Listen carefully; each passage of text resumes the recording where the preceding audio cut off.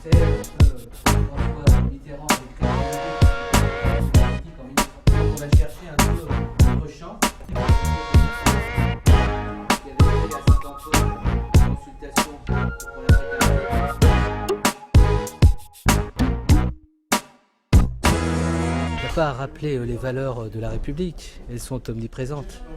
La République, elle se fonde sur ce qu'incarnent des professionnels, des militants associatifs, mais même des personnes malades, dans ce vivre ensemble et cette mobilisation contre la maladie auprès de personnes vulnérables. Donc le lieu du soin, le lieu du sanitaire, du médico-social, mais aussi d'autres lieux du soin, l'école, la prison parfois, d'autres lieux aussi où on défend les valeurs de la République en étant soucieux de l'autre, sont des lieux emblématiques de notre démocratie. Et il faut comprendre que c'est une force de la démocratie que de reconnaître cet apport essentiel à ce qui nous est constitutif, au pacte social.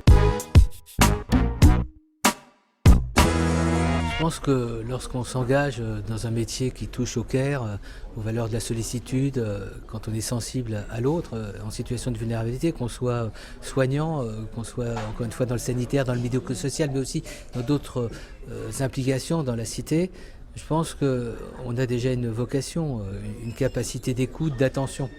Donc la formation doit renforcer, doit étayer. Et je pense déjà qu'il faut avoir, non pas une prédisposition, mais une capacité d'aller vers l'autre et d'être sensible, d'être affecté par ce qu'il vit. Ça, c'est le premier point.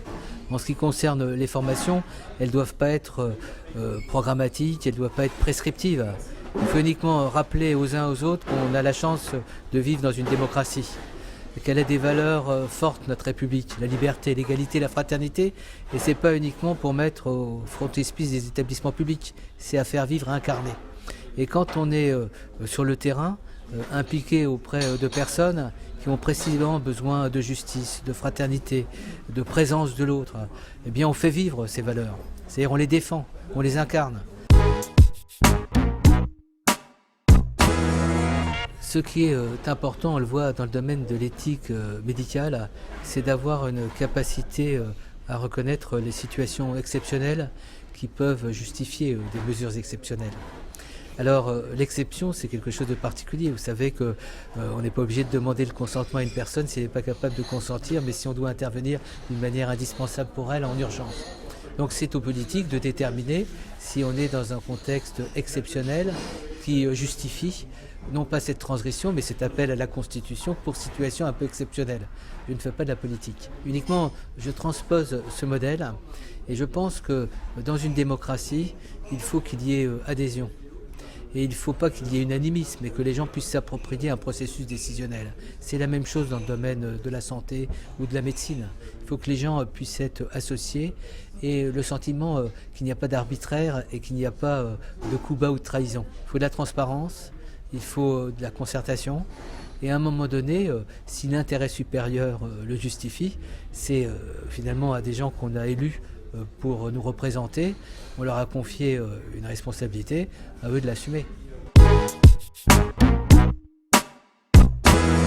Depuis une vingtaine d'années, mon parcours de philosophe a pour contexte le lieu du soin, l'hôpital, les structures qui accueillent des personnes en situation de vulnérabilité.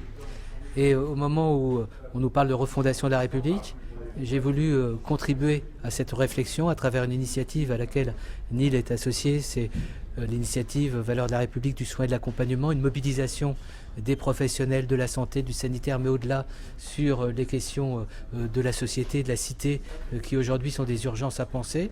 Et dans cet ouvrage, j'essaie de donner à voir en quoi nos professionnels, les milieux associatifs, dans le sanitaire et dans le médico-social, défendent sur le terrain des valeurs qu'ils n'ont pas besoin de refonder. La République a besoin de reconnaître ses valeurs. Donc je raconte mon itinéraire dans ce milieu tout à fait exceptionnel et j'essaie d'identifier certaines valeurs essentielles dans le soin qui peuvent être considérées comme les valeurs essentielles dans une démocratie.